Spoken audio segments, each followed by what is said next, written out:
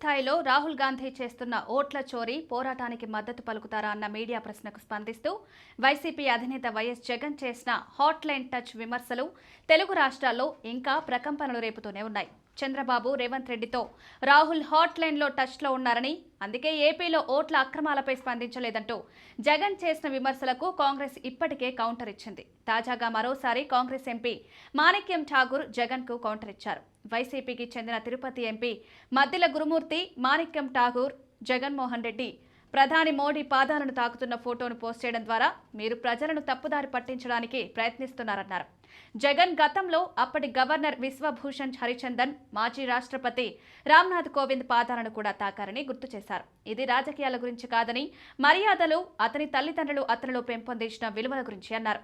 జగన్ స్థానం లేదా పార్టీతో సంబంధం లేకుండా ఎప్పుడూ పెద్దలకు గౌరవం చూపించాలని గురుమూర్తి తెలిపారు. ఇటువంటి హావభావాలు వినయం, మంచి పెంపకాన్ని ప్రతిబింబిస్తాయన్నారు. ఇది రాజకీయ సమర్పణ లేదా బలహీనత కాదన్నారు. ఇది కేవలం పెద్దలను గౌరవించే ఆయన మార్గమన్నారు. ఆయన తన ప్రజా జీవితమంతా స్థిరంగా అనుసరించిన ఆచారమన్నారు. ఈ ట్వీట్ కు మాణిక్యం ఠాగూర్ కౌంటర్ ఇచ్చారు. ఎంపీ గురుమూర్తి గారు, మీకు నేను ఓ సింపుల్ ప్రశ్న వేస్తున్నా. మోడీకి పాదాభివందనం చేసిన ఏకైక ఏపీ సీఎం ఎవరని మాణిక్యం ఠాగూర్ ప్రశ్నించారు. మోడీ కాలు పట్టుకోవడం విలువలు, మర్యాద అయితే జగన్ ఆయన తల్లి పాదాలను బహిరంగంగా తాకుతున్న ఫోటో ఒకటి చూపించగలరా అని నిలదీశారు.